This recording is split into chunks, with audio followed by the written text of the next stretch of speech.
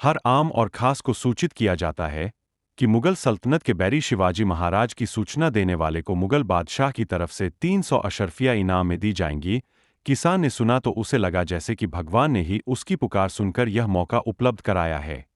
वह भावातिरेक में बोला, हे प्रभु, मेरे विट्ठल, पांडुरंगा, तूने मेरे जीवन के रंग को फीका पड़ने से बचा लिया। कौन कहता है कि तू पत्थर का है? सुनता नहीं। तू सच में दीनों का नाथ दीनानाथ है। दरअसल शिवाजी किसान के घर के पीछे के मकान में ही छुपे थे, पर चूंकि वहां सभी शिवाजी समर्थक थे, इसलिए कोई मुगल सरकार को उनके बारे में बता नहीं रहा था। यह गरीब किसान भी शिवाजी का वफादार था। बहुत बार उन्हें चोरी से भोजन भी पहुंचाकर आया था। लेकिन आज अपने बीमार बेटे के प्राणों की उसे ऐसी चिंता लगी कि शिवाजी को ही बैरियों का भोजन बनाने की सोच बैठा। शिकारी तो बहुत देखे, लेकिन अपनी चिड़िया बचाने के लिए कोई गरुड़ के ही पंख काट डाले, ऐसा पहली बार होने को था। जुगनू की टिमटिम की खातिर कोई सूरज पर ही थूक दे, तो उससे क्या और कैसी उम्मीद। किसान की बुद्धि पर मोह का ऐसा पत्थर पड़ा था कि उसे अपने बेटे के जीवन के सिवाय कुछ और सूझ ही नहीं रहा था। वह नहीं समझ पा रहा था कि उसके घर से अर्थी न उठे। इसके लिए शिवाजी मराठा को पकड़वाकर वह हजारों मराठों की अर्थियां एक साथ उठवाने का जघन्य पाप करने जा रहा था। ऐसा भी क्या हंसना कि उसका मूल्य रो रो कर आने वाली कई पीढ़ियों तक को चुकाना पड़े। देवता दानव सा बन गया था। किसान दौड़ता हुआ घर आया। सुनो भाग्यवान, सुनो पुत्र, देखो बहू, प्रभु ने हमारी सुन ली। हमारे बेटे के इलाज के लिए अशर्फियों का इंतजाम हो गया। बधाई हो बहू, तेरे सुहाग की रक्षा हो गई। अब तुम सब रोना धोना छोड़ो, खुश हो जाओ। जो खुशी दूसरे की अर्थी उठाकर मिले, उसे खुशी कहना क्या ठीक है? लेकिन उस किसान को इससे क्या लेना देना था? बस उसके बेटे की प्राणमाला न टूटे, यही उसका एकमात्र लक्ष्य था। सुनो जी, मैंने कहा, 100 अशर्फिया किसने दी? किसान से जब पत्नी ने पूछा, तो वह दोनों हाथ मलता हुआ बोला, भाग्यवान, 100 नहीं, 300। बस रात को सारी गोटियां ठीक बैठ गईं, तो फिर देखना। पुत्रधन को पाने के साथ साथ हम धन्ना सेठ भी कहलाने लगेंगे। बहू पर्दे के पीछे खड़ी सब सुन रही थी। ससुर के इन शब्दों ने अचानक उसके आनंद के दूध में मानो 4 बूंदे खटाई की डाल दीं। गोटियां। आखिर गोटियों जैसा छिछला शब्द ससुर जी ने क्यों प्रयोग किया? उसके भीतर सवालों के तेवर फन उठाने लगे। भला 3 गुना रकम कौन देगा? फिर वह भी रात को ही क्यों? इतने में यही प्रश्न उसकी सास ने भी अपने पति से पूछ लिए। अरे भाग्यवान, वो शिवाजी है ना, उन्हें पकड़वा कर। वैसे भी आज नहीं तो कल मुगलों ने उन्हें पकड़कर मार ही डालना है। तो कल की जगह आज उनके मरने से हमारे पुत्र के प्राण बचते हैं, तो क्या बुरा है? किसान के अंदर का मानो विभीषण मर गया था और रावण जिंदा हो गया था। बहू ने यह सुना तो मानो उसके पैरों तले की धरती ही फट गई। वह सोचने लगी, भारतवर्ष की असंख्य सुहागनों का सुहाग शिवाजी की ही तो देन है, और मैं अपनी मांग के सिंदूर का रंग लाल रखने के लिए शिवाजी के खून की रंगाई चढ़ा दूं। ऐसी सुहागिन होने से क्या फायदा, जब हर झलक में बस यही दिखे कि तेरी लाल सुहागिन साड़ी का मोल शिवाजी का कफन है। नहीं नहीं, मुझे स्वयं पर लिपटी सफेद साड़ी मंजूर है, लेकिन शिवाजी पर लिपटा सफेद कफन नहीं। फिर पिताजी पुत्र मोह में इतने स्वार्थी कैसे हो गए? भला किसी की छाती पर आग जलाकर सेकी गई रोटी खाने पर पच सकती है? उन्हें पुत्र प्यारा है, लेकिन शिवाजी के नहीं रहने से कितने पुत्रों की फसल अंकुरित होने से पहले ही मसल दी जाएगी, यह उन्हें क्यों समझ नहीं आया? क्या मातृभूमि से बड़ा भी कोई होता है? मैंने तो सोचा था कि अपने होने वाले बच्चे का नाम शिवाजी रखूंगी, उनकी वीर गाथाएं सुनाकर उसे भी देशभक्त बनाऊंगी। पर क्या अब उन्हीं वीर शिवाजी की मृत्यु का मैं कारण बनूंगी? शिवा नहीं रहे तो अन्य माताएं अपनी संतानों को शिवाजी की कथा सुनाते हुए क्या कहेंगी?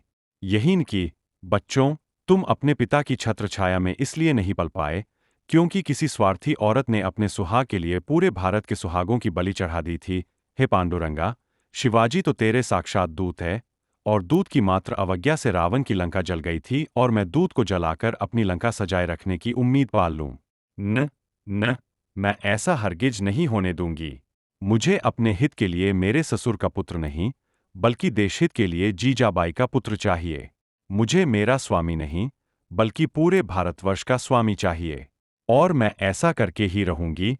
सूर्य ढल गया था। चांद तारों की बारात लेकर नभ पर पहुंच चुका था।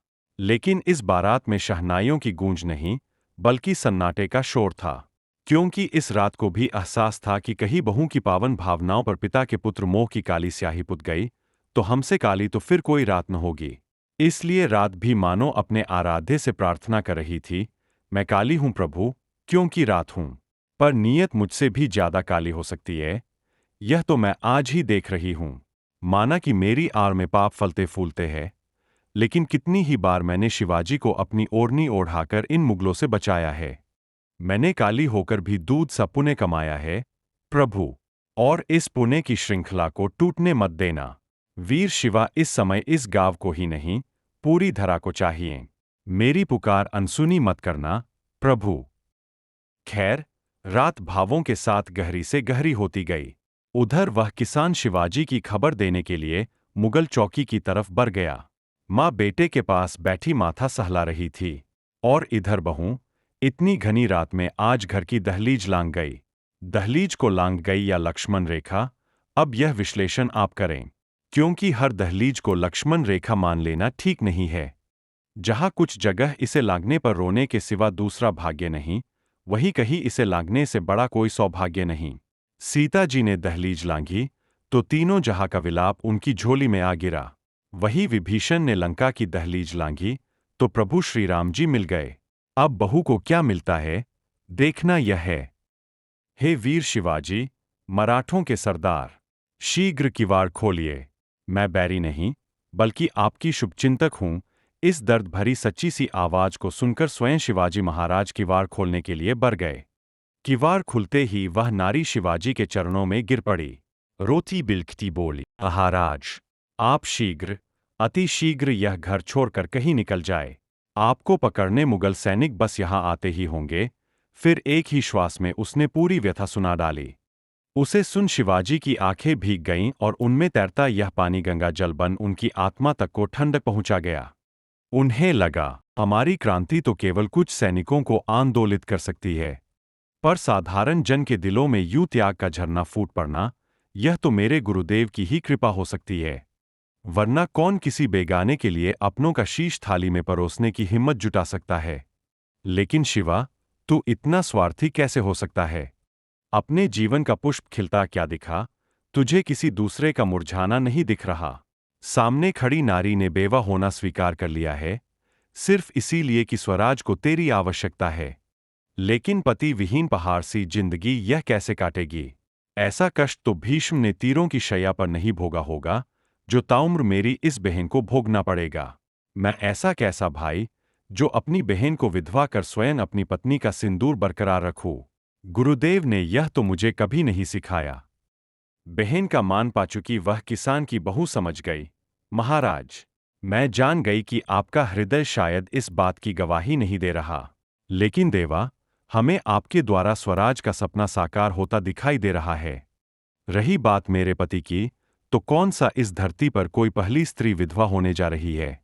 मेरी मांग से सिंदूर मिटे, मैं स्वयं को समझा लूंगी। लेकिन इस धरती से मेरे सिंदूर की खातिर शिवा उठ जाए, क्या यह समझने अथवा समझाने योग्य होगा?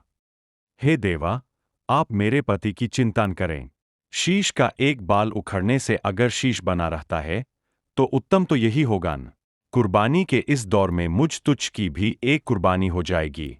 इसलिए आप मेरे विधवा होने की चिंता छोड़ें और जल्द से जल्द यहां से प्रस्थान करें। शिवा का गला भर आया, बहन, तू क्या जाने मेरा ठाकुर मुझे क्या क्या सिखा रहा है। मैं मर भी जाऊं तो भी अब गम नहीं, क्योंकि तेरी इस भावना ने मुझे मेरे दायित्व का और गहराई से एहसास करा दिया है। मैं अवश्य जाऊंगा यहां से, लेकिन अपनी बहन के प्यार को स्वीकार कर और उसके सिंदूर की लाज रखकर। लो बहन, ये 100 अशर्फिया जो मैं तुम्हें उपहार स्वरूप देता हूं। मुझे पता है, इन्हीं अशर्फियों में मेरी बहन के सुहाग की सलामती छिपी है। बहन के हाथों पर अशर्फियों की पोटली रखकर शिवाजी बिजली की गति से वहां से निकल पड़े। बहन लेकिन वहीं खड़ी रही। कितनी ही देर अपलक खोई सी शिवाजी को जाते हुए देखती रही। सोच रही थी, निकली तो थी पति के जीवन का त्याग कर स्वयं को मिटाने के लिए, लेकिन पति का जीवन, भाई का प्यार, देशभक्त होने का गर्व ले भरी झोली के साथ खड़ी हूं। ऐसा ही होता है कि जब कोई वृहद लक्ष्य के लिए मिटने चलता है तो वह बन जाता है। जब कोई विराट उद्देश्य के लिए अपना कुछ न्यौछावर करता है तो उससे कई गुना ज्यादा उसकी झोली में आ गिरता है। यही तो है महान त्याग का उल्टा गणित।